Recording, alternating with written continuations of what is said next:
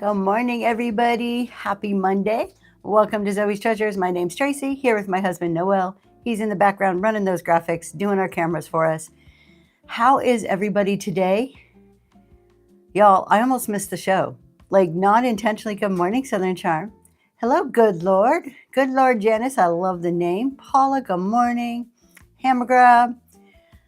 Hello, Dusty. Forgotten Memories. Good morning. So my eye is like totally watering. So excuse me if I keep going like this today. I almost missed the show because did any of this happen to you? I had all my shows scheduled. I know they were at the right time. I don't usually do like just one show at a time. I'll do like 10 at a time. And this morning we got up and my husband's like, you scheduled the show for 8 o'clock. I'm like, no, I didn't. And I go and look, sure enough, which I'm sure it was 7 o'clock. I think something with the time change, but I don't know if that is totally true or not because not all of my shows moved, but a good handful. You think it's a time change, but it wasn't all of the shows. It was just like specific shows. It was this show. It was the Friday night tax show. So it's like more recent shows that I've scheduled seem to have changed. Yeah, it was really weird.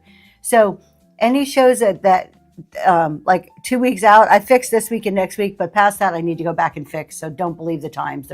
Most of them are off an hour, anything 2 weeks in the future. But I figure 2 weeks, nobody's looking that far ahead anyway. So we're okay. Yeah, go check, just double check just in case. I haven't figured out a common denominator on why it only affected some and not the other. It is what it is.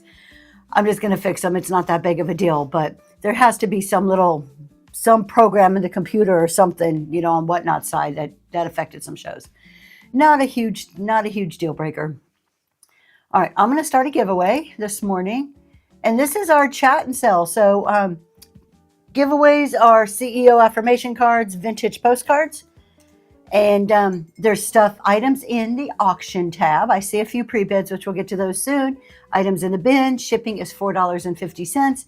And if you read the show notes, there are 2 reward card numbers that if you combine together, you get $5 free today to use on any item that you want. And that pretty much, if you have those 2 reward cards, that will cover your shipping. So it's kind of like you would get free shipping today if you use that. All right, what else? If there is anything you guys want to talk about, again, this is open. I have a few notes. Usually on Mondays, I like to recap what we talked about in our podcast last night. So I kind of go over that on Monday mornings. But other than that, if you have seen something, heard something, want to know about something, there was a good piece of news yesterday. Who here, throw an emoji in if you were in Green 13's chat yesterday and heard about the new Whatnot change?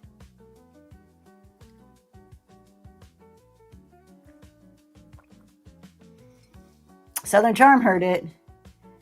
Yes, so there is a new Whatnot change. Now, it's not good from what I heard, and this was Jeremy. He read an email that he got from Whatnot. I haven't seen the email. I have not received one, which I kind of think is a good thing. However, the email that he read said that he had been identified as one of the top 25%, which this is questionable, but the top 25% of sellers who cancel orders. So Whatnot is now implementing for certain sellers. I'm pretty sure you have to be notified. I don't know if this is going to be rolled out across the board, but sometime in the month of March, sellers who cancel orders will be charged a fee. And if I remember correctly, it was either 3% or $3, 3% of the sale or $3, whichever was greater. So think about that. You're in your show, and this can go good and bad. This can hurt honest sellers, but it may have some effect on some bad sellers. But if you're in your show, or let's do it this way. How many people have seen where a seller will sell something and they're upset about the price, so they cancel the order because they didn't get the money they wanted for it? Or a brand new seller comes in and goes to ship something. They get the order and they sold a printer tray or they sold some other big, huge item because they're brand new and they don't really realize. And then they see how much it's going to cost to ship. And so instead of paying the shipping like they should, they cancel the order. So in cases like that, this should help. This should penalize the sellers who are abusing canceling orders. For those of us who sometimes make a mistake, sometimes I've had to cancel an order or two. Maybe I would sell it. There's been at least twice that I have broken an item when I went to ship it. I've dropped it or something has happened. Well, then in that case, I have to cancel the order. So sellers who are being honest, it's going to kind of hurt a little bit, but it wasn't aimed at the people being honest.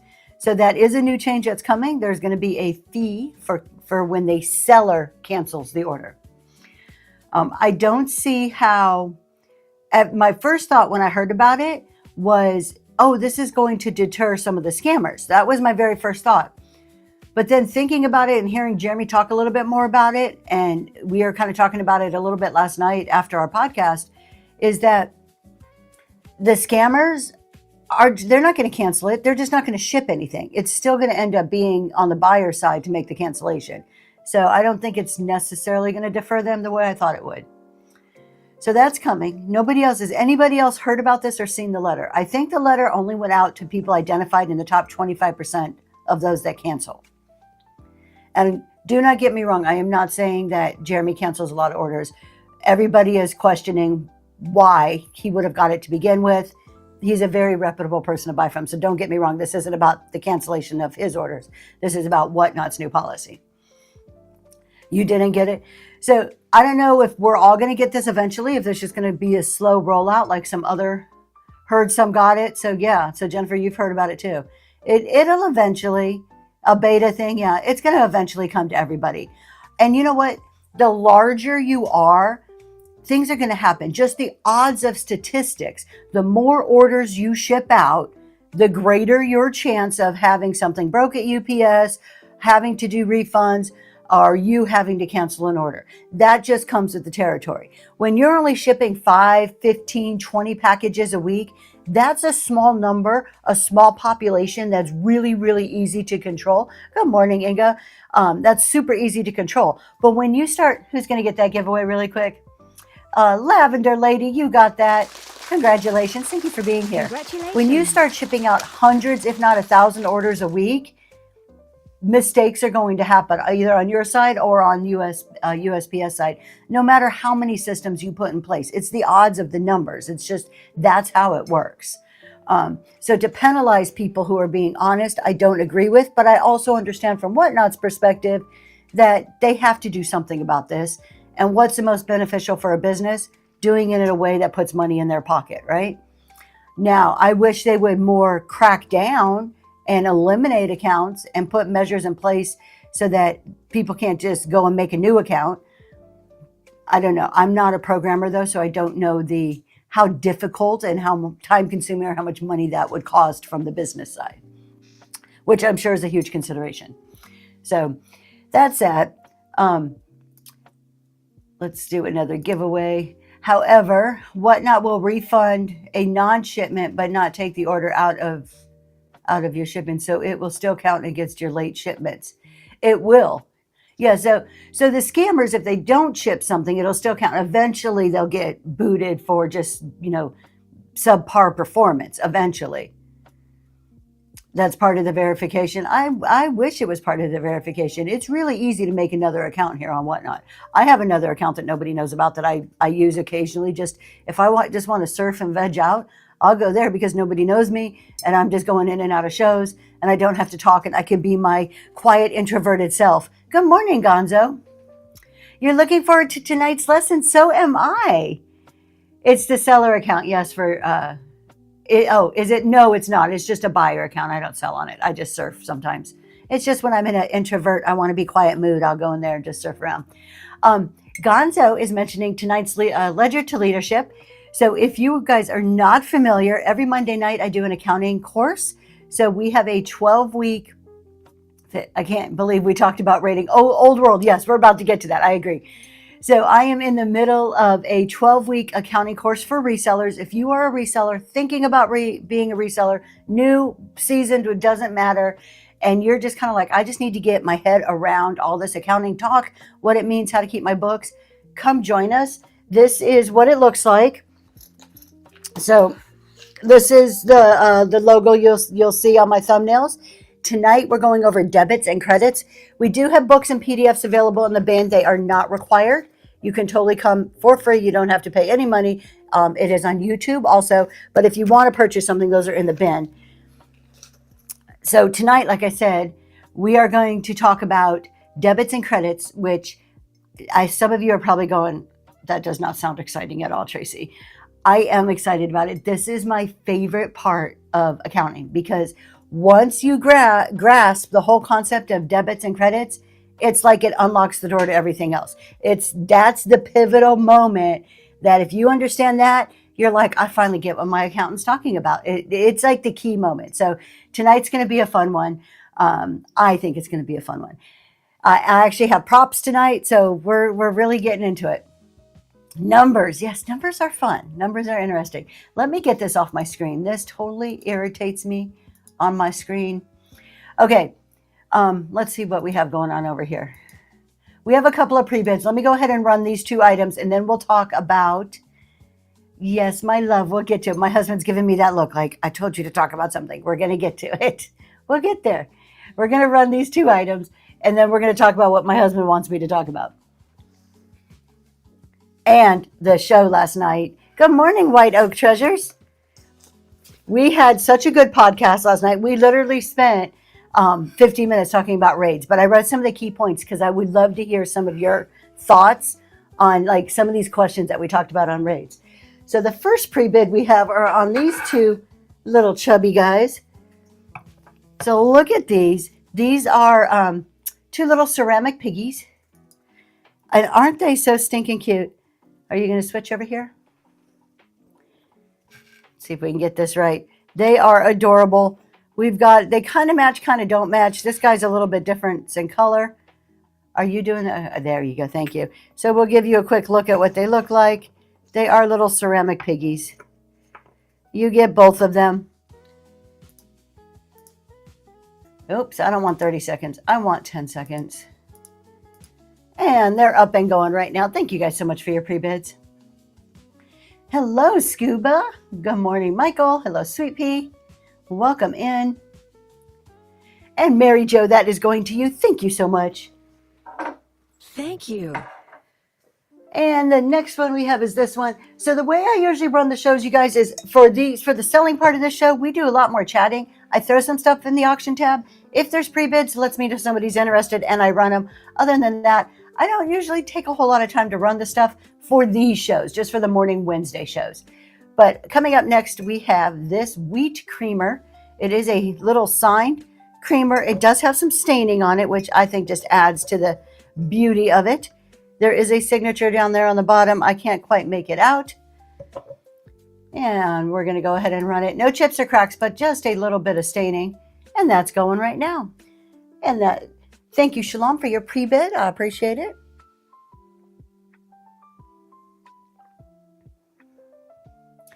Extending Grace, thank you so much. Congratulations. And who's getting that? Keep the Old. Keep the Old is getting that giveaway. Thank you for being here. I appreciate you being here. Congratulations. How many giveaways do I have? We're going to space them out. We're going to do a giveaway in just a minute. Okay. Live Seller Link. Let's talk about Live Seller Link, and then we'll talk about raids. Good morning. So Live Seller Link is a new item that we are offering. If you hadn't seen it, we announced it on Friday. So basically what happened is we're going to go to the Seller Summit in Austin. And while we were looking at, should we bring stickers or business cards or, when you go to these things, you should bring something to pass out. So as you meet other sellers and people that are there, and we're like, well, we want to do something different. I don't want to just bring the standard that everybody else is bringing, right? But it had to be cost effective also. So we found these cards, and we are calling them Live Seller Links. And when we found them, we're like, these are really cool. Other people on Whatnot would like to have these also. So we went ahead and we have them in our bin. Let me show you what they are. They are really pretty awesome. They look like a little credit card. The front is completely customizable with your logo. So you could put the other one. Oh, we're going to do this one. Okay. So let me show you both of them. Completely customize it with your logo. So this is our Zoe's Treasures. This is our Reselling Roundtable. They come in white or black, and you can see you can have your logo vertical or horizontal. You can use Linktree, but you can also use other things. And I'm going to show you what it will do.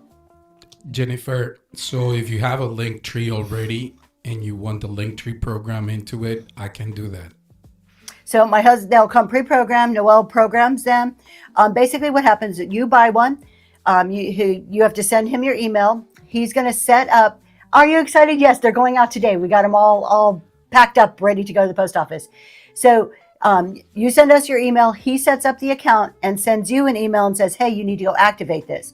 Once you activate it, he will preload your card with all of the socials. And then we mail the card to you with any other instructions.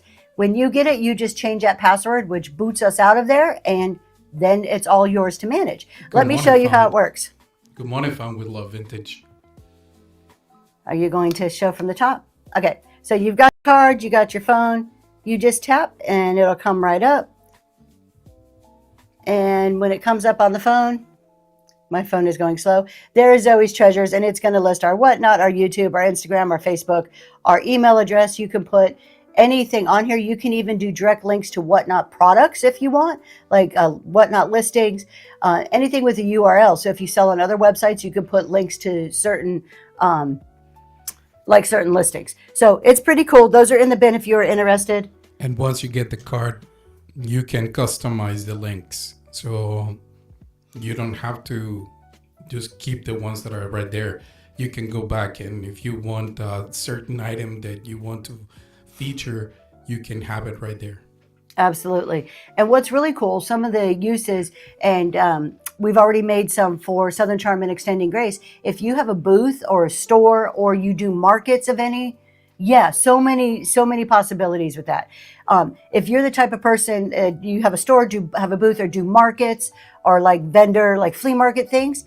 So my husband's customized some that look like a little sign that you can put in a frame, and it says tap here with your logo. So your customers, you can just set it up somewhere in your selling area, and your customers can tap it and get all that information versus having to do a QR code.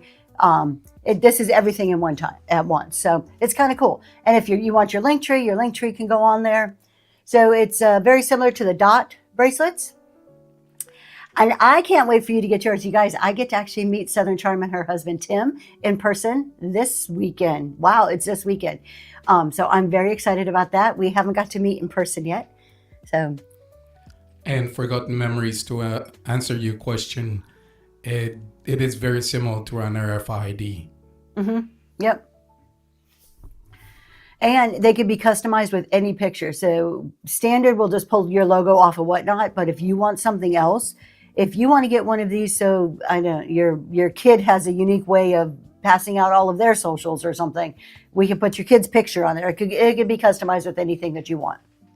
So, all right, raid trains, you guys, not raid trains, raids. We talked about raids. Last night on the podcast, we literally spent almost an hour talking about raids and all the various things that go into raids. And I wrote a few of it down because I'm so curious to hear.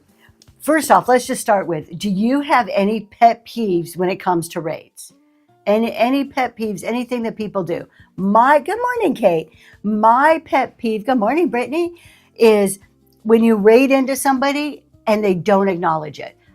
And I said this last night, I don't expect like somebody to sing my praises for, 10 minutes. That's not what I expect. But I do expect a thank you for the raid. At a bare minimum, that's what I expect. I am totally satisfied if I get, hey, Zoe's Treasures, thank you for the raid. Cool. Thank you. Good. Have a good day and let's move on. Totally okay with that. But to have nothing.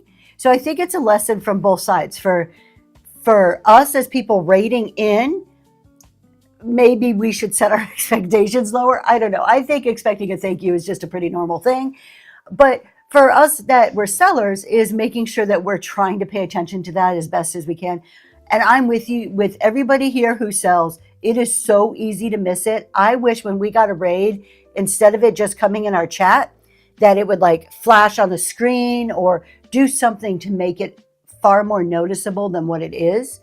That would be so much better. Whatnot, if you're listening, can you you could flash other things on the screen? I want a big raid thing to let me know, because yes, I see other people agree. Whatnot, if you're listening, other people agree.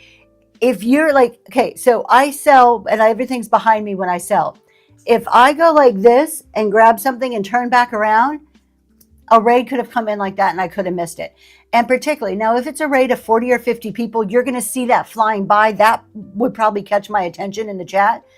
But if it's a smaller raid, and any raid's a good raid, it doesn't matter if it's a large raid or a small raid. But if it's a smaller raid, you might not see so many names flying by in the chat. So it makes it even easier to possibly miss it. Liz says, I've been missing a lot of mine because I've unpacked. Yeah, so if you're doing an unboxing show, you're not always looking at your screen. I was unprepared for a raid that happened, created a Givey for them. We're going to talk about that too. Giveys versus doing something else for raids. Maybe it's even, a shout out would be wonderful. Yeah. And I know people say, oh, that's when your mods are for. Not everybody has mods. Not everybody wants mods. So that's not necessarily a solution, is to make sure that there's a mod there. So that's kind of one of the things we talked about. One of the other things is, what do you do when you get a raid? I got caught off guard and forgot to tell people to follow. And that's exactly what we're talking about. What do you do when you get a raid?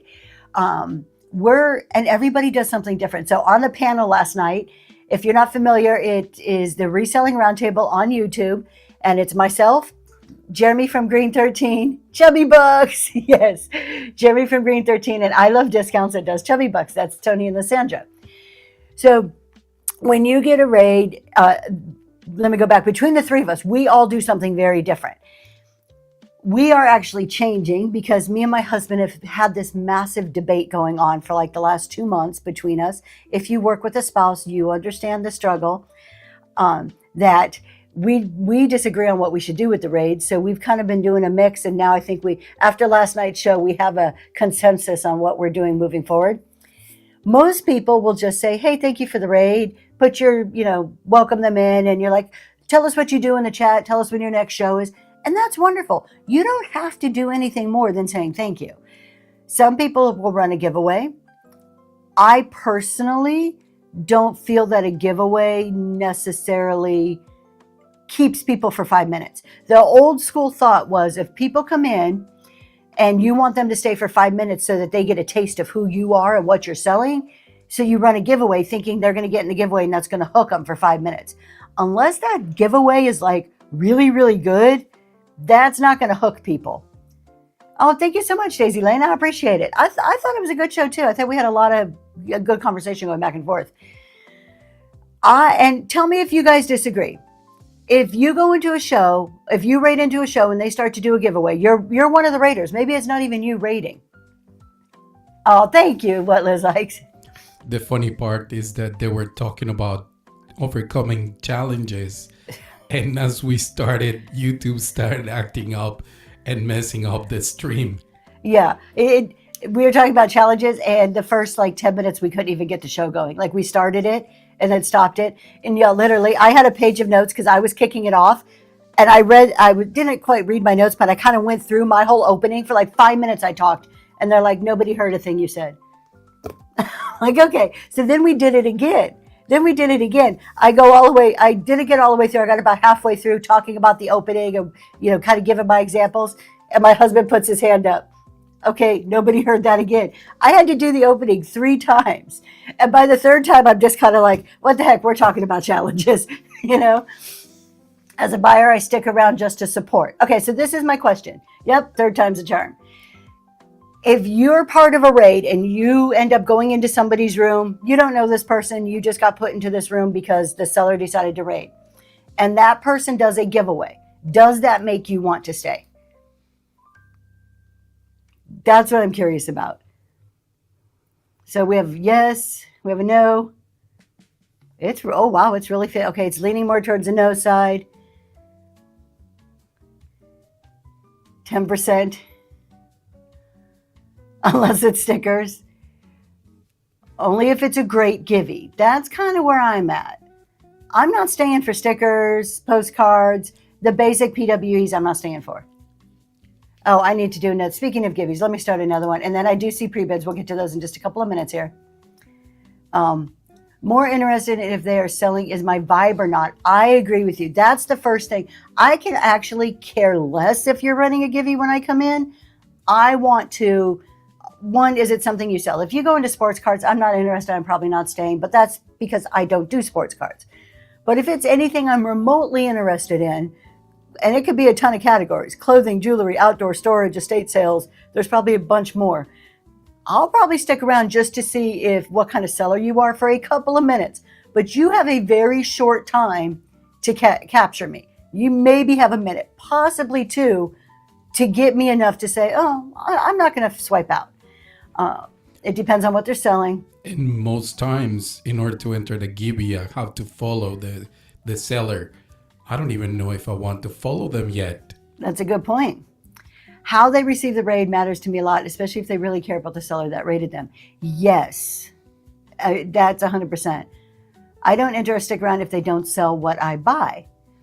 Yeah, if it's like that, and I feel the same way. If it's in a category that I'm like, I'm never going to buy here. Now, even if it's a category like my husband buys a lot of Star Wars, and so he goes into the toy category. Do they have just a Star Wars category? They do. So the Star Wars, there I learned something new. He spends a lot of time in that category. I would never go in there because I think we have too much Star Wars in the house. But if we were raided into a Star Wars one, I might stay for a minute or two just to be able to tell my husband about somebody. How do I feel about pop-in raids? What are those? What are pop? I'm not sure if I understand the. Oh, is this where somebody does like a pop-up show really quick just to get enough people to raid into somebody? Pop-up shows just to raid. Isn't it limited to Noel's office? Old World. It is. It's limited to his office and his man cave. So it's not spread around the house. But his office, my husband's office, one of these days I'll take pictures. We'll show it here. It gives me anxiety because there are shelves just filled. I am the type that, and I'm diverting rabbit trail, and we'll come back to pop-ups and raids. I am the type that I like my collections, but I like them neatly displayed in a cabinet, and I'll switch things out. My husband, and I think it's cultural, it likes to have every single piece of the collection shown all at once, and to me that's very overwhelming. But that's his office, and that's cool. I got my office, he has his. We do our own offices the way we want them. I also think it's when you like the seller and have a connection. Yes, absolutely. Linda, I totally agree with you. I need help. I'm having a show in the morning, and I'm not sure how to do. We'll wait for the rest of that. So pop-ups and raids, my opinion, I don't have anything against them. I think it's a good, and I'm not sure how to do anything. Thumpy. First thing, and I'm not being mean or rude about this. Honestly, the best thing you can do for yourself is to go to the Whatnot Help, whatnot.help.com. No, what is it? What's the email or the website? I'll put it. He'll put it up. Go to this website, and they have a ton of information. The first thing you should do is read through that because you're going to get a lot of base knowledge. Then once you have that base knowledge, you could come in, start asking more specific questions because it's kind of hard. That's a very, very broad question. There you go. Help.whatnot.com. I always get it backwards. So go there, go to selling, and start reading through the information. That's going to give you a really good foundational knowledge to start with. But my suggestion is before you go live, create a private show so you can start playing with the buttons. Invite a few friends, a few people to attend your show so you get familiar with it. Okay, back to pop-up and raids, and then I see a couple prebids that we'll address. The biggest advice for a new seller, do not spam your show. Absolutely, Out and About Vintage, 100%. Don't spam your show to everybody. Nobody's going to be there to see it. We don't even look at those emails. Old World is also agreeing with the private show. Yeah. So the pop-up and raids, I think they're okay. Like, I don't have anything against them. I think people who organize them do it with a good heart. They're doing it as a community service, which I applaud. I think that's wonderful. As a person who may go into one of those shows, if I'm just scrolling and I scroll into a show and I hear, hey, we're just getting people to go raid somebody. If it's not for the purpose of like one of the battle shows to help somebody win, if it's just because they don't have a lot of people, I don't know. If I'm going into a show, I'm going in because I want to like hang out with that seller, just support them, chill, or buy something. Let's see who's going to get that giveaway. Kelly, you got the giveaway. Thank you for being here. So I don't know if they're really effective. What do you guys think? What are your opinions on pop-up and raids? When you go into somebody and it's somebody's show, you're like, oh, hey, I recognize Bob. Let me go see what Bob's selling today. And then you go into Bob's room and he's like, hey, we're about to raid in 5 minutes. I'm just getting people together to go raid. I don't know. I'm just not excited about it. If you are a big seller, like sometimes Inga does, I think it benefits the community. Bring other people into the show just to put a spotlight on them and help them out and see if someone is interested in what they sell. Thumpy, it is help.whatnot.com. Here it goes again. There you go. It's right there on the top. Depends on what is being supported. I agree with that, Gonzo. I think that maybe is the underlying kind of decision there. I don't think that, I guess I don't have anything against it because I think the sellers do it for a good reason. And I really applaud the good reason. I think they're a good way to see if pay to promote would work for you. If you can't hold half of a raid for 10 minutes, you aren't ready for promote. Oh, definitely. 100%. Yeah. If you can't hold a raid for a good amount of time, absolutely. So I have never done, like I just raid at the end of my show. I've never done a pop-up 2 raid. Now we are starting now. The Big Kahunas was one of the first ones that I'm aware of that I host with CG Boomerang Echo, that having raids come into the seller's shows is part of their scoring. So this is something that's, the sellers strategically, they should be setting that up well ahead of time. There's a purpose to that though. It's like part of a bigger show, and the person raiding in also gets invited to a special giveaway show. So there's a little more to it.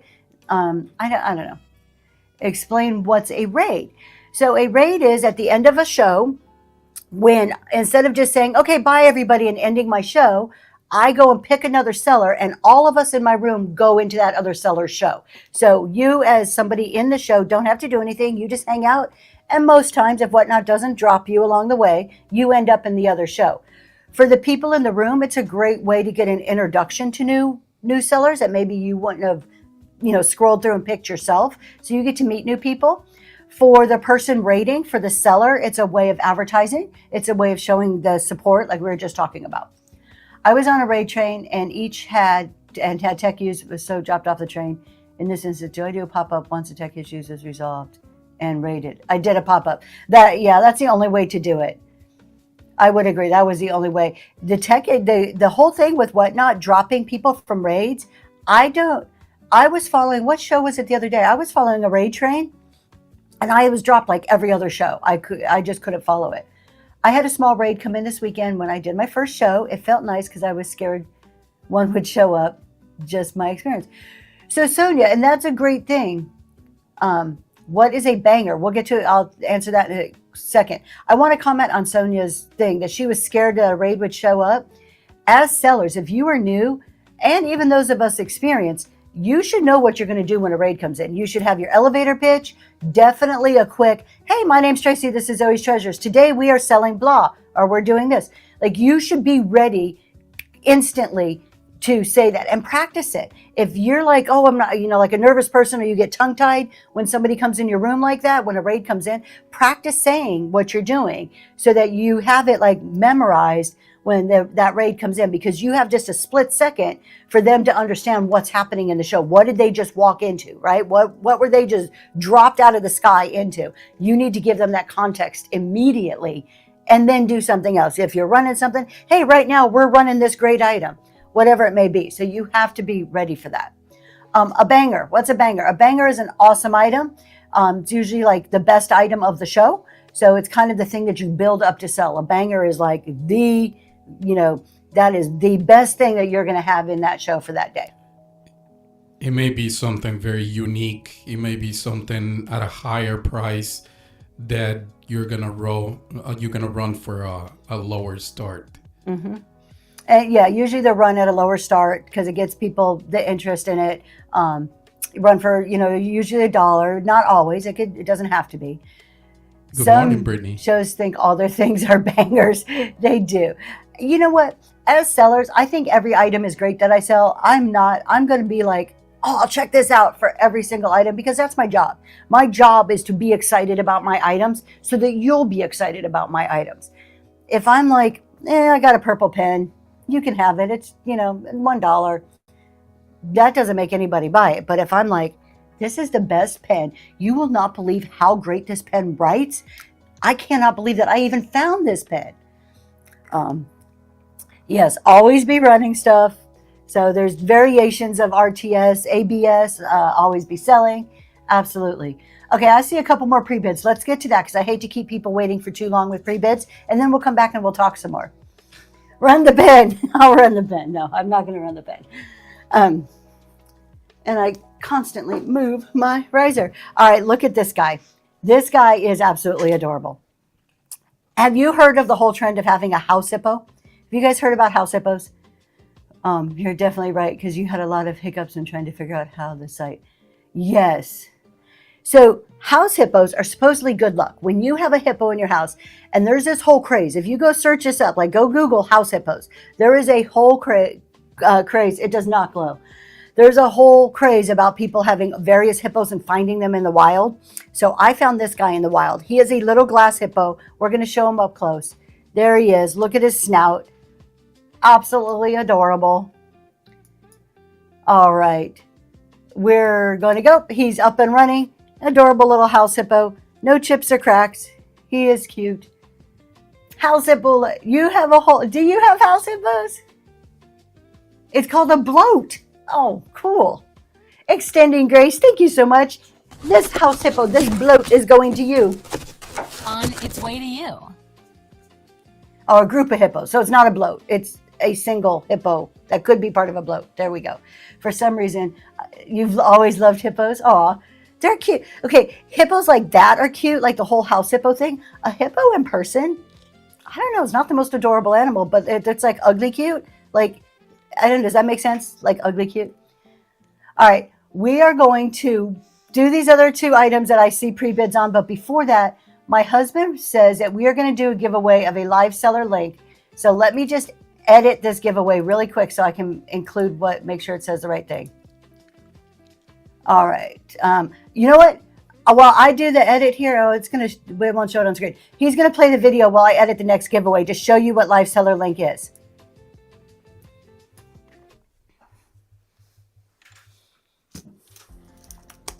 Have you seen the new live seller link card? It is amazing. All your social media, your website, your selling platforms in one card? How convenient. Share your seller profile, social media, and contact info, all with one tap.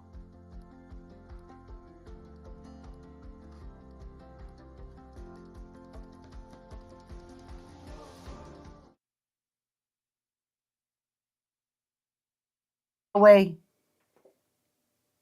Are we good? Am I back? There it goes. I'm back. That's running right now. Live seller link is what's running as a giveaway right now. So if you guys want to enter that, and then we'll message you what we need to make sure you get it. All right, let's go. We have two more pre-bids and we're going to do those. We have the adorable little puppy dog, Salt and Pepper Shakers. Oh, you love it. Thank you. Kelly says, Noelle, can you please recommend a good piece of low-level streaming camera? That's a question for you, my love. Yes, Miss Kelly. Do you you can DM me if you want a list of good equipment that is not breaking the bank. But right here, so everybody listens, one of the things that I highly recommend is a little teeny tiny webcam made by OBS Bot. It's called the OBS Bot ME. And it's a teeny tiny webcam that is probably less than $60. We have 3 of them that we use. That they're pretty good. We have more than 3, but yeah. If you want to talk tech, like want specific advice, it is put your thing in the chat. It's Zoe's T Mod, and he will answer any tech questions. Okay, we're gonna run these cute little ceramic salt and pepper shakers. Can you switch a camera for me really quick, honey, before you do that? Thank you. They both have their stoppers. I don't know, there's some writing on there, but I can't read it. Who makes it? They're in good shape. Possibly need a little cleaning. They've been around for a while. A tad bit of paint wear. Oh, this guy has a little flea bite right on the back of his ear. I think I wrote it in Why there. not BDM? Good MDM, sorry. morning. We're going to go ahead and run them, and I'll turn them back around in 1 second here. They do both have their stoppers. And those guys are up and going. Thank you, Trendy Moments.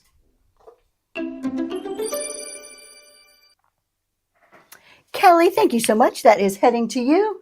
And the last pre-bid we have right now is this guy is so cool. Look at this drip glaze creamer. This is a hefty one. This is like, I'm lifting it like you can see it. What was that? Oh, that was my husband. Hammer grab. That is my husband's graphics. So hang out just 1 second. You'll see some more. So we have this drip glaze creamer. This is a nice thick ceramic piece. It says USA on the bottom. No chips or cracks. Let me show you the top. There's the top. Look at how pretty it is. I love the drip glaze. I think it is so beautiful. This stands 5 inches tall, so this is a good size too.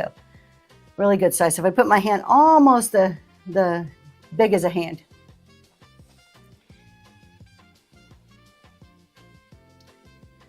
Shalom. Thank you so much. That is heading your way. I appreciate it. Okay, let's keep talking. We have another pre-bid. We'll get to that in just a minute. I usually like to do just a few at a time. You missed a question. I missed a question. What was the question? What was that? From Veronica. From Veronica. Okay, let me go back and see. Veronica, what did you ask? And I believe Old World kind of answered. I'm looking, honey, but I don't see it. So can you tell me the question because it's not coming up on my screen? How to report damaged items. How to report a damaged item. So, okay, here's one thing I always recommend wholeheartedly. When you get something from a seller and it was damaged, first thing you need to do is reach out to that seller. I may be way off base here, but it is my personal belief that if a buyer gets something and doesn't reach to the seller, I think it's rude. I just think sellers want to know. I know there's scammers on Whatnot, but 99% of the people on Whatnot are not here to scam you. We are honest to goodness sellers, and the only way that we know to improve things is to know what went wrong. So if, as a buyer, the first thing you need to do is reach out to the seller and say, hey, I opened my box, this was broke, or I didn't realize whatever it is that's wrong. Then, I thought the giveaway is going. Then what you do is you contact Whatnot. Now, there's two different things that can happen. Some sellers are in what's called the beta program for customer service, and there's other sellers that aren't. So if those of us that are in the beta program, we're going to tell you, if you message me and said, hey, Tracy, this broke in the mail, let's see who's going to get that giveaway, and then I'll finish answering it. Greta's Garden, congratulations. You got the live seller link. Greta's Garden, if you can please DM your email address. And it's very important for you to check your email address, as I'm going to send you an email with instructions, and there's going to be another email following that. So yes, he'll contact you. Okay, so once you could, if you message me and you say packing is important, absolutely. If you message me and say, hey, Tracy, something broke, I'm going to first apologize. I'm going to jot you down because there's a good chance I'm going to give you a coupon or something to be like, make up for it. Like, hey, I'm really sorry. And then what I'm going to tell you to do is go to Whatnot, put in a claim through Whatnot. You can do that by going to your order, the original order. There's something on the order somewhere in there. You'll be able to click on it to make that claim. And you, once you make that claim, it's going to come back to me to approve a refund on. If you're people who are not in the beta program, it never goes back to them for approval. Whatnot just handles it. Regardless, you've got to contact that seller because it puts a bad taste in the seller's mouth when all of a sudden they get a refund request and you're like, you didn't even tell me it broke. How do I know? The only way I know is if you tell me. And then I can say, did I pack it right? Can I file a USPS claim? Was it my fault? What do I need to fix or change if it was my fault? And most sellers do want to improve. And that's the only way we're going to improve is if we know something is wrong. Let's see. We had a lot of comments on this. So I want to read what's going on here. Sometimes USPS, yes. Sometimes USPS, be careful. We have to pack like a 50-pound box is going to drop on whatever it is we're packing. I had a buyer reach out and ask for a personal refund and then ask for a refund from Whatnot. I was brand new seller at the time and did not know. Shalom, I never give personal refunds. I take that back. There has been a time or two where it's been like a $2 item or a $1 item that maybe it broke or something and I'm sending other items to a customer. I may put $1 or $2 in there with an apology note.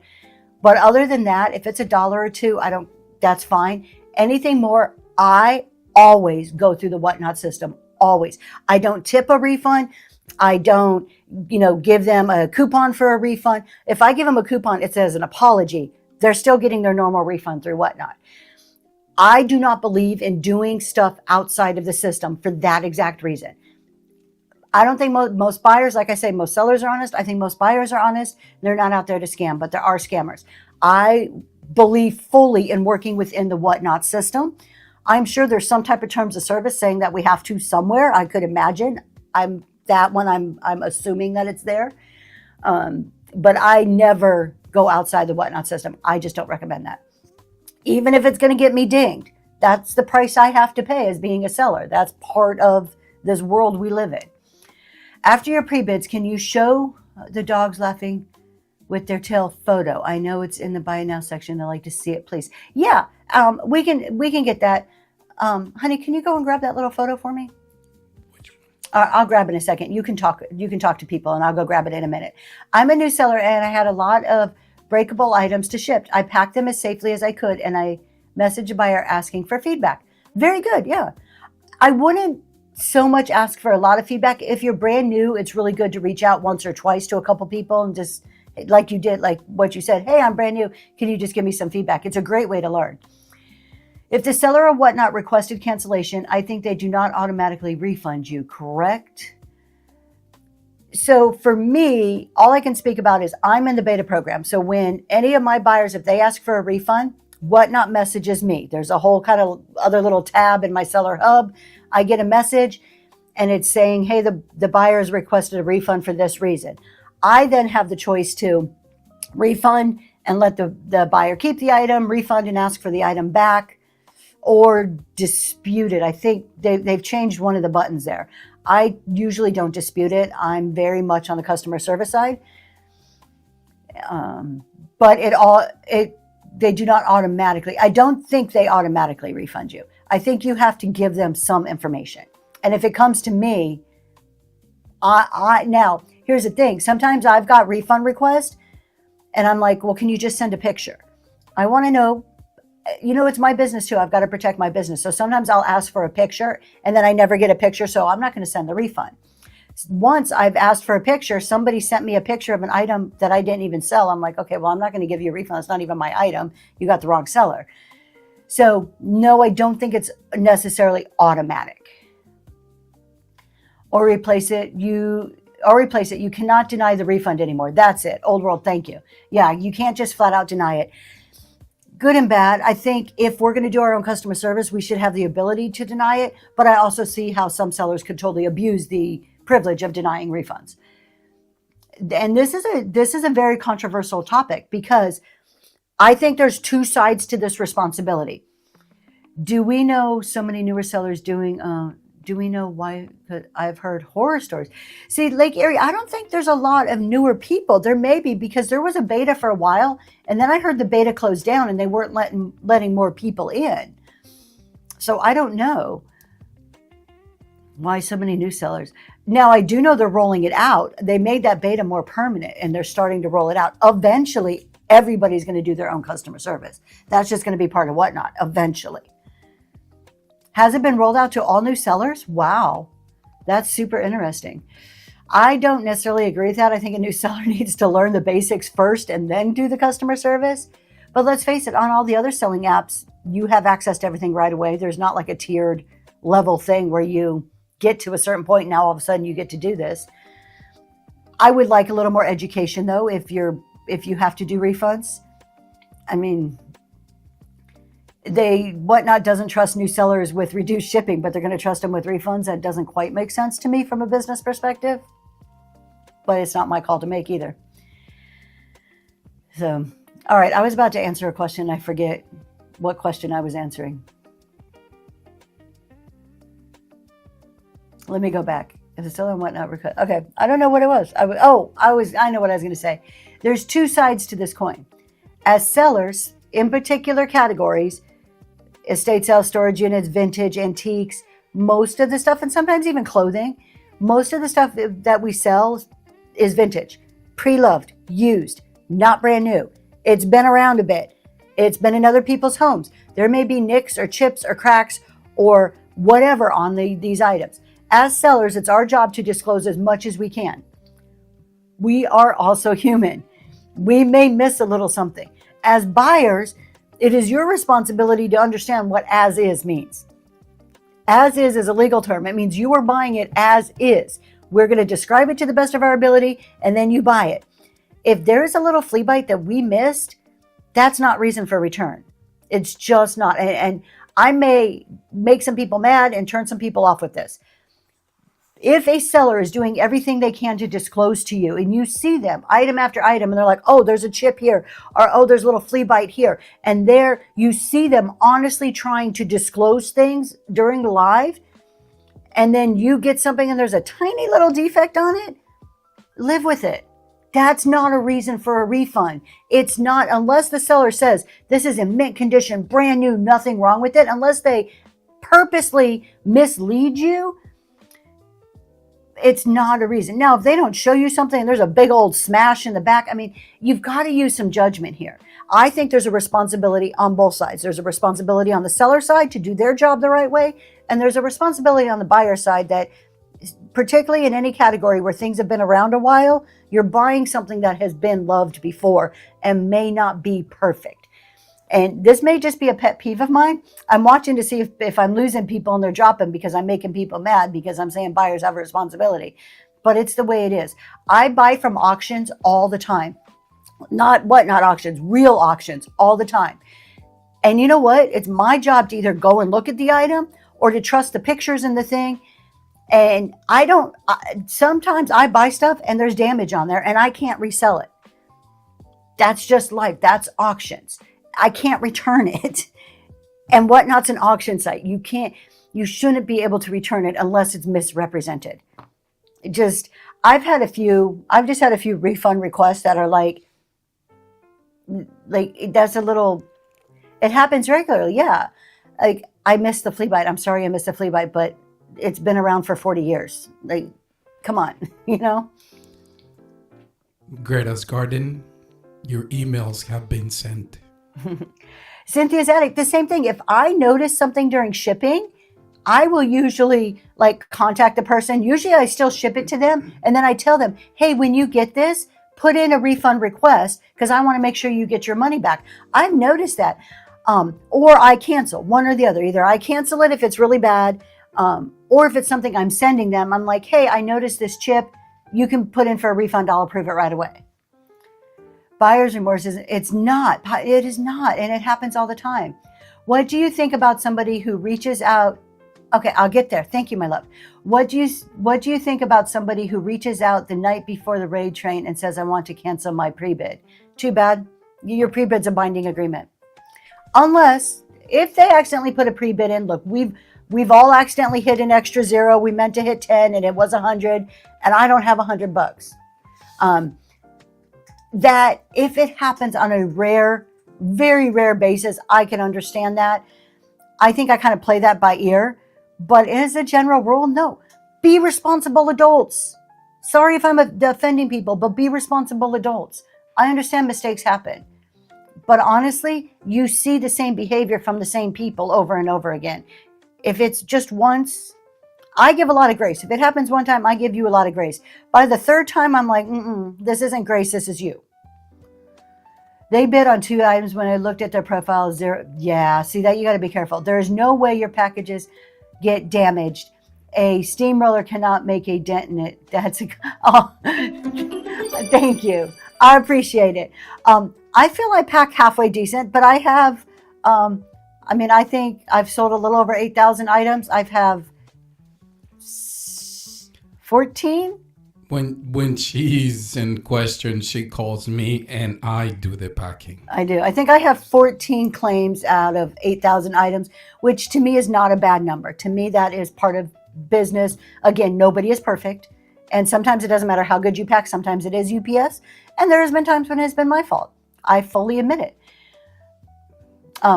But I do call my husband when it's something I'm super scared to ship, because he packs, and now he's going to use like every single piece of bubble wrap I have in my house to pack it, but it is going to get to you safely.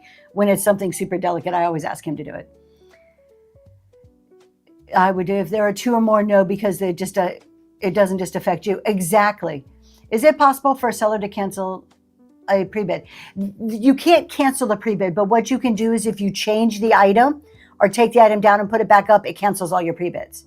So you technically as a seller can't cancel the pre-bid, but if you go in and make changes to the item, it zeroes it out. But Liz has a good point. That pre-bid affects everybody else. It's not just the seller.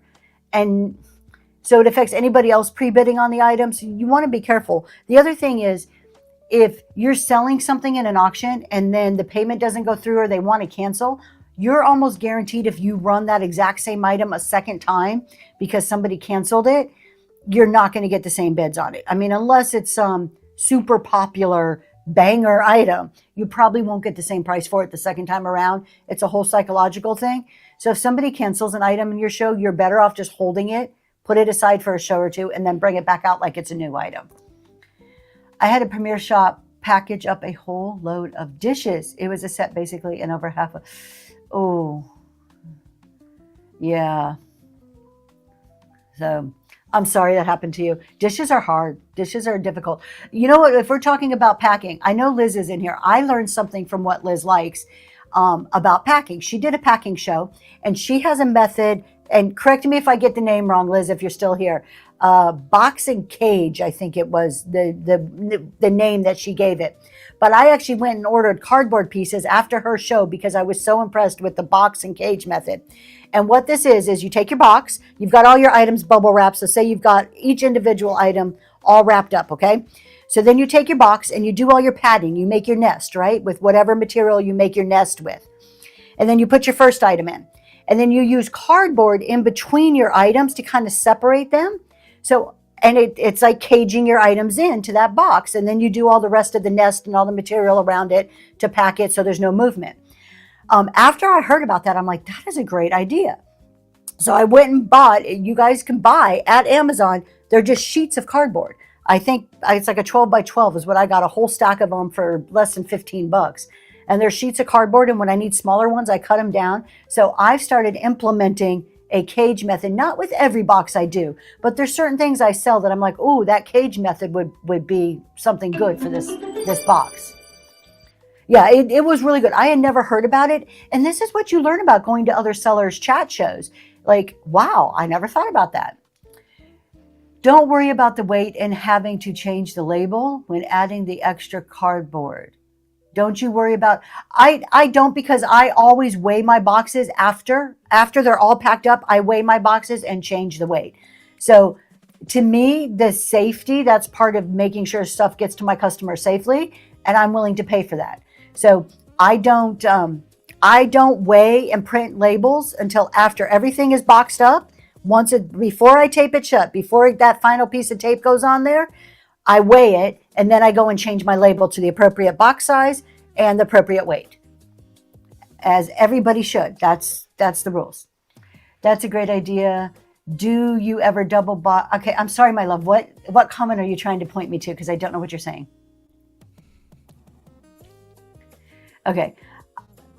Oh, you use boxes in boxes. Okay. And then do you ever double box an item or do this instead? Oh, I double box frequently, mainly in the sense of if I have a 12 by 12 that I need to add a couple of inches to, I'll do the 12 by 12, box it up, and then put another one on top. And it in essence is double boxing it. I received the item I purchased from you and they were, oh, thank you so much. I'm happy they got to you safely. Can you give easy instructions on changing weight? I absolutely can, because this is such an important thing and there's so much bad information about this. I try not to do all shipping shows because I'm not a shipping expert. There are shipping people out there that's all they talk about and they have great advice.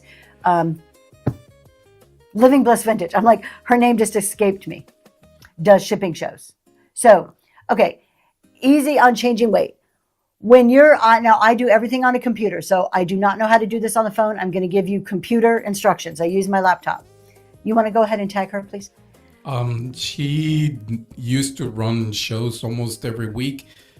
I'm not sure if she still does. She has I a few think she has scheduled. the Friday one. Yeah, they're I'll hit or tag her. miss because she has some other things going on in her life that's taking her time. But she is called like the shipping ninja on Whatnot. She will tell you straight up how to do it, give you good advice and good packing advice. And then, like I said, there's other talk shows like What Liz Likes did a whole shipping show and how to pack. So there's other people. If you kind of watch in the community, you'll see. Okay, changing weight. So on a computer, you're on your shipments tab, right? You click somebody's name, and I see Bob Jones, Bob Smith picked, he had 4 items. I wrap up all the items, I pack them in a box. I take that box, get it all packed up the way I want it, nice and safe. I put it on my scale. I look at the weight. By clicking on his name, when I first clicked on his name on the right-hand side of my screen, it's going to pull up kind of like the shipping information. There is a button on there that says edit shipping information or edit shipment. You click that button, it's going to pop up and allow you to change your box dimensions, so your length, your height, and your width. And then right underneath it, there's another field where you can change the weight. So if I use a 12 by 12 box, that's what pops up. I don't have to worry about it. If I use anything bigger than that, I go and change to the actual dimension, and then I put in the actual weight. And then you go down and you hit save, generate label. It's as simple as that. It takes 2 seconds to do it, and it keeps you on the right side of the law, basically. Whatnot terms of service. Here's the thing. There are a lot of sellers on here, big time, big name sellers who sell shipping advice will tell you you don't have to do this. They are wrong. They are flat out, without a doubt, wrong. And I don't care. They are just wrong. Terms of service specifically tells you, Whatnot terms of service says you have to change your dimensions. I mean, I don't have it right in front of me, but anybody can go and look at it. It also says you need to put the appropriate weight in there. That's Whatnot. USPS also requires you the exact same thing to meet USPS, and that's federal law. So people telling you that you don't have to change the box sizes, and I have been in plenty of those shows myself. I have seen people doing shipping shows where they're packing boxes with a whole stack of labels already printed. And I'm like, there's no way you're doing this properly, because there's no way that you are printing a label before you're done packing a box, because you don't know how much that weighs. So I know Whatnot gives you 5 opportunities for mistakes. Yep. If you're making edits to your weight and box, is that considered a mistake? Sometimes, and it's not necessarily for mistakes, they give us 5 adjustments. So yes, if you're making the dimensions bigger, sometimes an adjustment will cover that. If it's too big, no, the adjustment won't cover it. And yes, if you go up in a weight class, if you go from like 4 pounds to 6 pounds, usually the adjustment will cover it. There are limits to it. I don't know what those limits are off the top of my head. This is one that Living Bliss Vintage would recite exactly what those limits are off the top of her head. It is in the terms of service somewhere. In the Whatnot help, it does tell you what those limits are. And I just want to mention on these 5 adjustments, there is a whole nother train of thought that it's bad to use your adjustments. It is not bad to use your adjustments. Whatnot, the way Whatnot does shipping is, they have weight bands, right? It's 0 to 1, 1 to 3, 4 to 7, 1 to 2 pounds.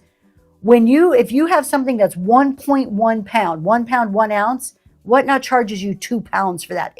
You're not charged 1 pound, 1 ounce. It goes up to the top of that weight limit that you're charged.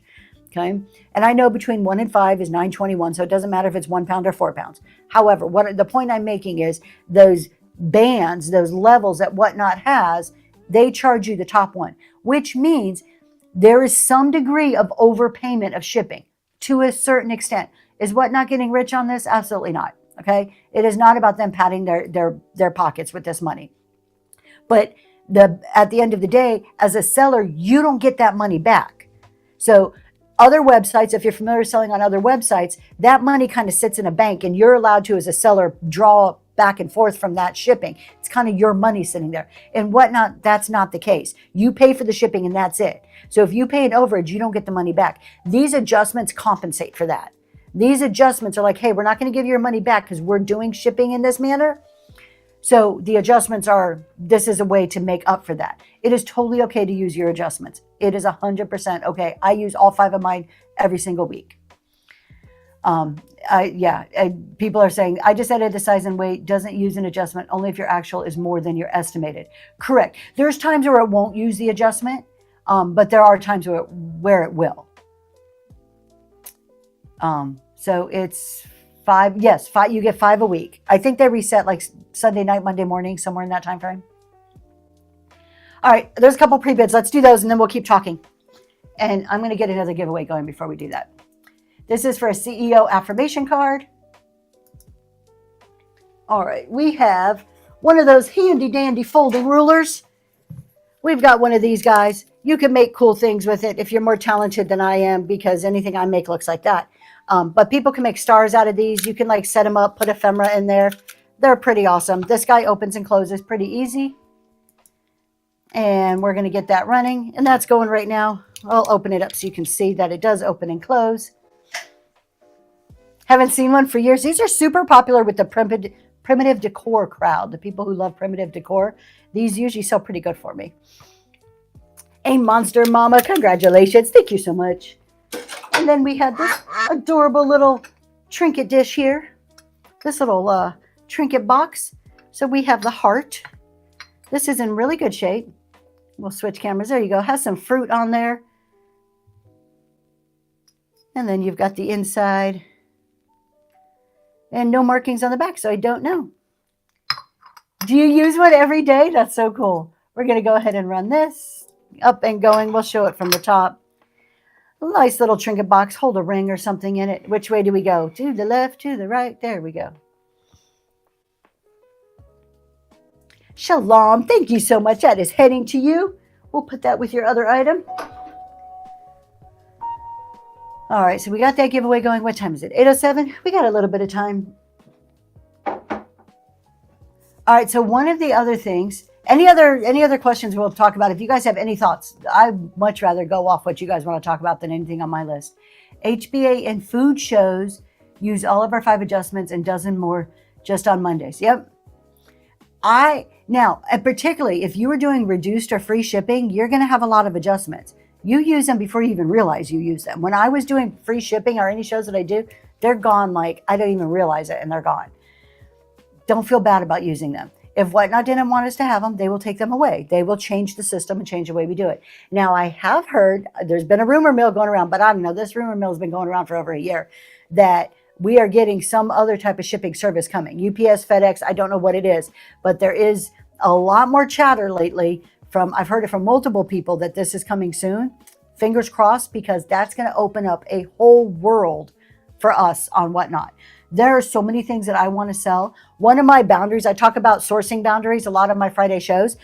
One of my boundaries is, does it fit in a 12 by 12 box? Like, that's one of my first questions. If the answer is no to that, I really think twice, and the item has to be a really, really good item for me to go ahead and still purchase it and come to sell it. I just thought, what is? There's a rumor for Fernand Finch. There's a rumor going around that, maybe not a rumor. No, there's chatter. Let's not say a rumor. There's a lot of chatter by some people in the know that another type of shipping service will be available to us sometime in the near future, hopefully, like a USPS or a UPS or a FedEx or something like that for our larger size items. My specialty on the bay is large items. Nice. Wow. I would love to sell that stuff on Whatnot too. It's so expensive. The minute you get a decent sized piece of art, you're paying upwards of $80 for shipping. There's no way around it. The minute you get a decent size of art, it's crazy expensive. By union to ship. So the post office has a limit of 70 pounds. So anything over 70 has to go to FedEx or UPS. But it's not just the 70 pounds. Like, you can have a nice big piece of art or a printer tray. I don't know how people are selling printer trays on here. I sold 2 and got like eaten alive on shipping with the 2 printer trays. I do not know how people are doing it unless they're not being honest, or they're paying a lot of shipping. They're either not being honest, or they are being honest and they're really paying a lot in their shipping. Some case pack sellers charge $9.21 for every item, even if multiples fit in the same box and it only weighs. Kelly, and that's maybe the downside of the shipping, is that we have so much control over the customization of it that you do run into things like that. But that's on us to watch what that shipping is on the bottom as a buyer, and then decide if we're comfortable with that or not. Oh, they have size limits too. I didn't know that out and about. Had a customer cancel a lamp because the shipping was 56 and then didn't catch it when she bid. See, and that's wrong. Like the shipping is there on the bottom of the screen. As buyers, and this is what I mean about there's responsibilities on both sides, on the seller side and the buyer side. We can't just blame sellers for things going wrong. It's a two-way street. Shalom, you got that giveaway. Congratulations. Congratulations. So it's a two-way street on here. We both have responsibilities. I almost ordered brisket the other night, $53. But they sell brisket like cooked brisket? Like I could just get dinner delivered to me through whatnot? No. My husband's saying no. I still have to cook it. Old World says yes. Raw. Oh, okay. I knew the seafood. I didn't know the brisket. I want it cooked. I want it delivered, ready to eat. I know that's Uber Eats, but I don't do Uber Eats doesn't come to my house. So I live in the country. The only thing that comes here is the post office and Amazon. Ooh, Texas brisket's pretty good though. How do people lie about shipping info? The post office checks it. And also, how do they even lie about something like that? My soul would feel so bad. Well, that's just it. Most of us who are doing it right, we're like, I could never do that. That's like ripping somebody off. And here's the problem. You're ripping off the post office. You're ripping off other sellers on here. I'm going to tell you why when somebody lies about the selling or doesn't do it right or the shipping, why it hurts all of us. And you're hurting your customer. What happens is, they don't necessarily lie. They just don't change the weight. They don't change the dimension or the weight on the box.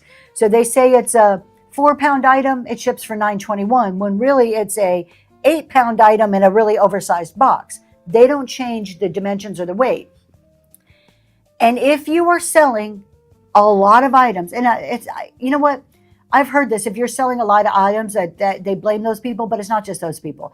There are small and medium-sized sellers, people only selling 40 things a week that are doing this too. It's not just the big guys. It's people who just don't care about the rules and think that, oh, I haven't got caught yet, so I can still do it.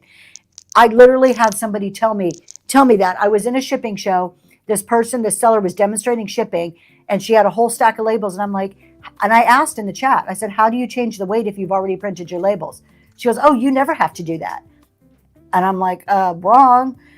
And I just got out of the show because it's not worth me sitting there arguing with somebody about it. They already are doing it the way they're going to do it, right or wrong. And me saying something in the chat isn't going to change that. It's going to make me look like I'm a big, you know what, in the chat.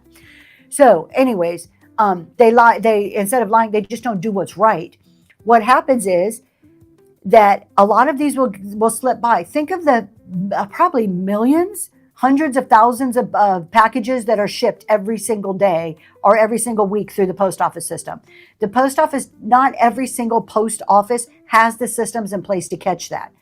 So a lot of these packages go from point A to point B undetected. And so they think they get away with it. Well, the ones that do get detected, the buyer ends up having to pay. Well, maybe the buyer's so mad at the seller, they never let them know.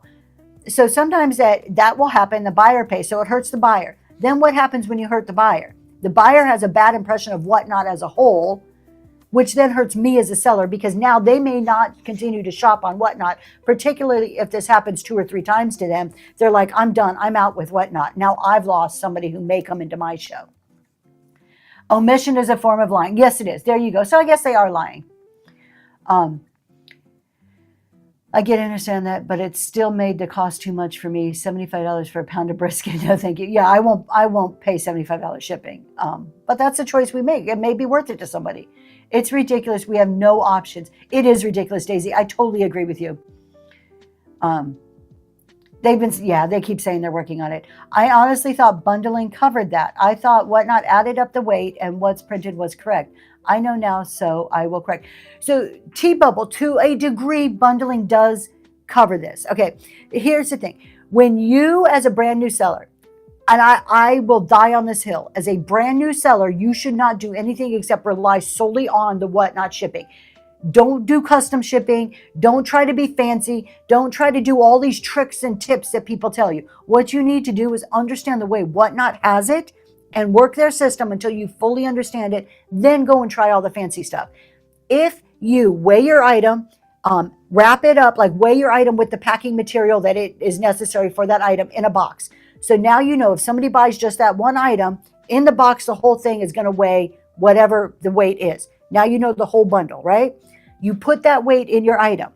If you do that for every item you sell, if people buy multiple items, I've got it, my love, thank you. If people buy multiple items, if you guys are asking questions, I'm going to right back to it. I just want to finish answering this.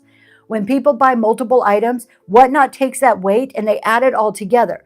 So if it's buyer pays all, they're incrementally being charged the right weight for excess over 5 pounds.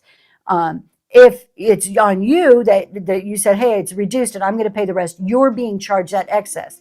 So it does do that for you. It doesn't take away your responsibility to change the box size and the weight. You still always have to check it at the end of the day. Okay. So you change. I'm going up. Thank you, my love. Which one? I just had my first 2 shows. Most of my labels were under what buyers were charged. So then you were overweight. I'm sorry, my love. Is there something that I am missing that you're trying to get my attention? Because I don't know what you're saying. Okay. Let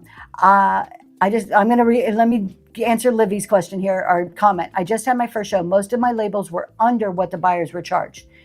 And that's okay, long as it wasn't excessive. Again, Whatnot goes up to that next higher band. I did weigh share of time and only added a little for packaging. Okay. I did weigh and only add a little. It's because Whatnot's going to go over to the next one, and you never know how they're going to bundle.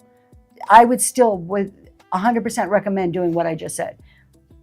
I honestly thought bundling, okay, we reread that. So do you change the weights even though it doesn't change the price? Yes, I always change my weights, even if it doesn't change the price. Because here's the deal. Whatnot has an agreement with USPS that between 1 and 5 pounds, it's $9.21. But I don't know if USPS charges a different rate for a 2-pound package and they do a 4-pound package. USPS doesn't know that I'm a Whatnot person and that I'm shipping through a contract Whatnot thing. When it goes through a computer, the computer doesn't know that this is a Whatnot package. So I always change the weight to what it is. As a seller of small items, I want to offer bundling shipping across multiple shows, like Friday through Sunday. I have seen people are being creative in the way to do that. I'm still a little nervous about that because you have to ship something out. You still have to ship something within 2 days. So I'm not exactly sure how to make that work. I do know that Whatnot has some betas in other countries.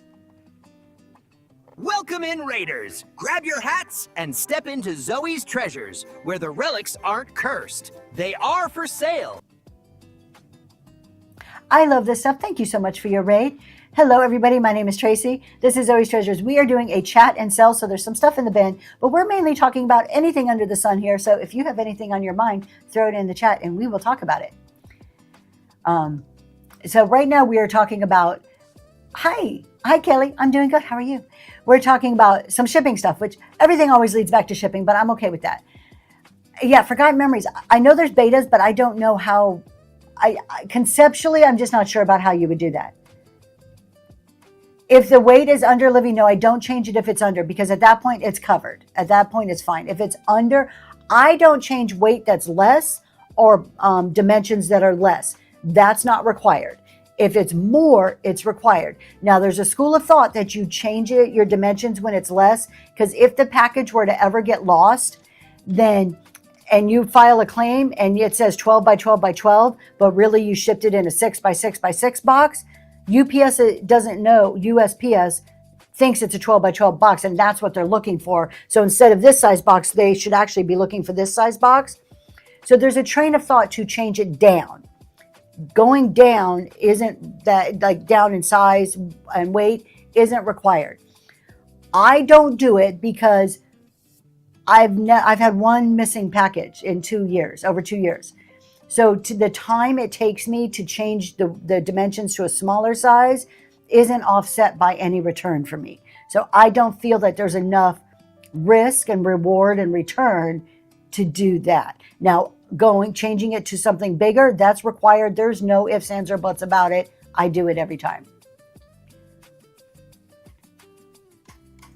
Okay, so let me answer these questions and then I'll get back to the shipping at the end of the week, the bundling. You got it? Okay. I'm new, and as far as whatnot, what's the best way to get people in your room? Kelly, I love this question. The best way to get people in your room is to be consistent. And you're going to hear this from every single person. Consistency is the key word on whatnot. I feel that I take consistency a step further. You're going to hear a lot of people say, be consistent in your anchor show. Have a show at the same time, same day, every single week. If people don't know when you're on, they can't find you, they won't be in your room. So they need to get used to you, used to seeing you every Tuesday at 8 o'clock or whatever day and time it is to start building up that room. After that, then you need to be consistent in what you're doing in your shows, consistent in the language you're using, consistent in your presentation, consistent in your items and what you're doing. So there's consistency. I talk about this a lot on my Friday morning business talk shows. There's a lot of other forms of consistency that you need to be concerned with. However, the best thing you could do is your anchor show, and then don't just sit there. I got a pen. You really have to think about the whole presentation. You and your presentation and what's happening in this box is number one. The items are number two. If they like what's happening here, they'll buy what's over here. So it's more about you than it is your items. They're making, I have shipped a 2 to 3 pound package to my sister via USPS, and it was only $2 less than Whatnot. Really? That's interesting because Whatnot has some really great rates. Would you consider? We will see. We'll see. Shalom. Thanks for the suggestion. I appreciate it. They're making boxes and setting them up to pay at the end. Okay, so thrift, yes. So Southern Charm just messaged me and she said bundle deal. So doing the Monday through Friday would be more like a bundle deal. So you would have to.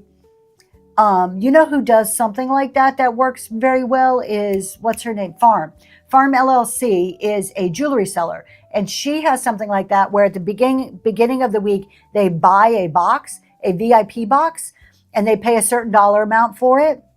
I don't know what it is, $20, $30. I don't know, however much it is. And then they add to it during the week. You may want to check her out and even message her and ask questions about how she does it, because she has a system that she's worked out for like a bundling thing. Kelly, we are probably on the same boat with the jewelry. Mm-hmm. Oh yeah, Kelly, let me tell you. I say, okay, so this is a struggle. I'm seriously on the struggle bus with this. I sell vintage jewelry and can't start my items at $1. Is that a big issue? Because that's what I'm asked during my shows. I feel you. I've been vintage for 2 years. And we're trying to, as of January 1st, sell sterling silver jewelry, breaking into the jewelry. We have had 6 or 7 shows. We've tried various pricing methods. I am still trying to narrow in on what works for me in that category. I firmly believe in dollar starts and I want to do dollar starts. However, I'm going to be completely honest. I put enough money into the initial jewelry inventory that there's a lot of risk there for me to start it at $1. And I'm not sure I'm comfortable with that. With my vintage, I've got it worked out where I've mitigated my risk. I'm not there with working it out with jewelry yet. It is very difficult. Jewelry is one of the most competitive markets here on Whatnot.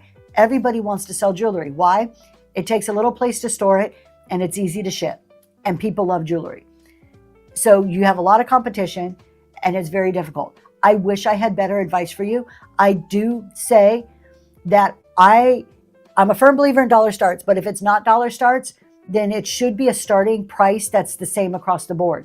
I think buyers get a sense of comfort and it reduces buyer anxiety if they know every single thing in the show is going to start at a set price, whether that be $10, $20, $15, $1, $3. It makes it easy, not only for you as a seller, but it makes a very comfort to the buyer to just know, oh, I like that item. And then in their head, if they know that it's a $10 start, they're like, $10, I have $10. Ooh, I really like that. Or your buyer can sit there and go, oh, that's really pretty. And they start to they're halfway to making up their mind that they want this. And then you say, this is $25 when the last thing was 10. And you kind of shoot their hopes and dreams down. So I'm a firm believer in it. Even if you don't do dollar starts, that an even one start price is more psychological safety to your buyer and helps them buy and make that decision more so than prices jumping all over the board. And I've tried both ways. I'm speaking from my own personal experience and observations. And you think $1 starts in the jewelry is not the standard?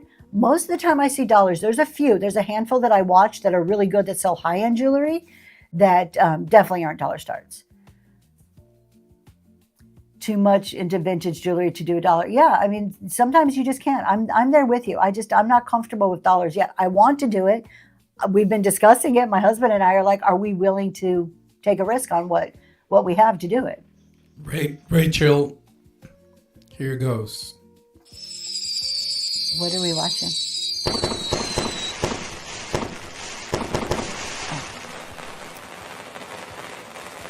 Congratulations, Rachel. That is awesome. I'm like, I know he saw something that I didn't see in here.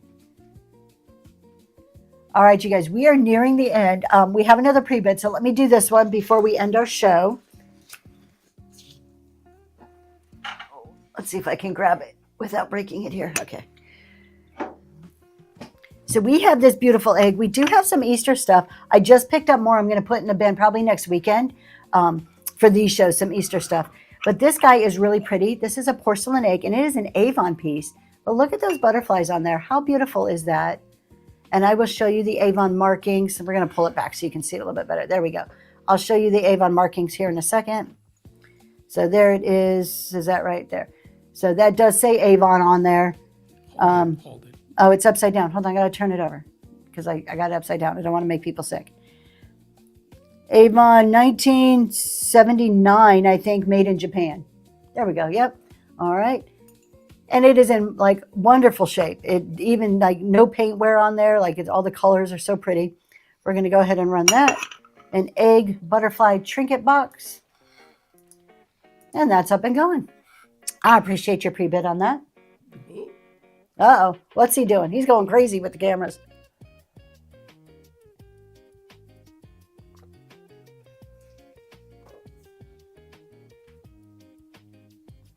Oh, I got a quick story to tell you guys before we go, too. I just thought about it. And Shalom, thank you so much.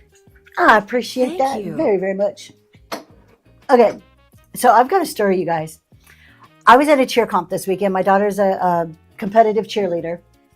And it was in New Jersey. So we went there Saturday morning. Well, we couldn't get any hotel. It was in Cape May, New Jersey. So very kind of touristy town. Coast Guard has that's like a boot camp area. Thank you, Kelly. So we're there, very touristy, and we couldn't get a hotel there. They were all booked up because I am very last minute, waited till like 2 days before we were going to go to book a hotel. So the only hotel we can get was in Delaware, across the Delaware Bay. So we take this ferry. There's a ferry. You could drive all the way around like the peninsula. It's like a 2-hour drive. I'm like, I've been at this cheer comp all day. I don't want to drive 2 hours. I can just get on this ferry. I can go chill and relax. It's an hour across the bay. This is going to be wonderful, right? I have to preface this by saying I have never been on a cruise. I've always wanted to go on a cruise. Ferries are pretty big boats. This was like the kind of ferry you drive your truck onto, your car onto. The first time we went across, real quick, take the item you just sold. The shipping was $450. So I will come right back to it. I'm gonna finish my story and come right back to you, Olive. Literally, you guys, I am never gonna go on a cruise after being on a ferry. Have you guys ever been on a ferry? I thought the first time we went across, and I'm like, that did not feel too good. I don't like this experience, but we're good. We're okay. Tony has driven a ferry. Cool. Well, oh my God, it just dawned on me, Lysandra. The whole show. I just realized the whole show. Okay, my husband's sitting there telling me I'm crazy. Y'all, Old World Wedding is Tony and Lysandra from I Love Discounts, which it just took me an hour and a half to realize this morning. Thank you for being here, though. So, I did not make the connection till just this second. I'm so focused in on my duties here that I did not make the connection. So anyways, I'm like, okay, we got to get back. We had to be back like early morning yesterday. I had to drop her off so I can get home to do our podcast. And it's like a 3.5 hour drive from my house. That boat, we get back in the morning. I thought, okay, this is like 8 o'clock in the morning. We're on this ferry. I'm like, you know what? I'm going to take my computer. I'm going to go sit in the little like cafe thing they have on this ferry. I'm going to spend the hour doing some work. This is going to be productive time. I get up there. It is swaying so much. I'm like, I feel like I'm going to be sick. Packed up my computer. I'm like, I'm just going to go lay in my truck and close my eyes. And I literally could not walk. Like I'm like this on the thing. That's how bad it was swaying. It was awful. I was so sick. I finally made it to my truck. It was swaying so bad. First of all, they came on like the loudspeaker and they're like, we ask that everybody remain seated at this time. Do not move around the boat, blah, blah, blah. Like that's how bad it was. When I finally got back to my truck, this was the worst. I am never going to get on another like boat in my life ever. Like I'm done. That was enough. The question is, did she listen to her husband? Of course not. Of course not. It was awful. I will drive the 2 hours around next time. It was just terrible. I could not deal with it. Okay, let me get back at the olive bucket. Take the item you just sold. The shipping was $4.50. So does it go into a smaller box? No, it's still going to go into a box. So what you saw for the $4.50 is for these shows, for most of my vintage, I do reduced shipping or reduced max shipping. They're interchangeable. They mean the same thing.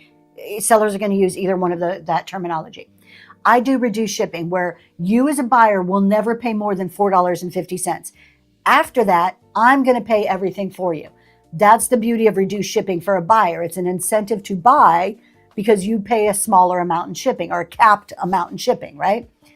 So it doesn't matter. If you buy one item, the egg, maybe that'll fit in a small box. But if somebody bought 5 items, then I may need to use a 12 by 12 box.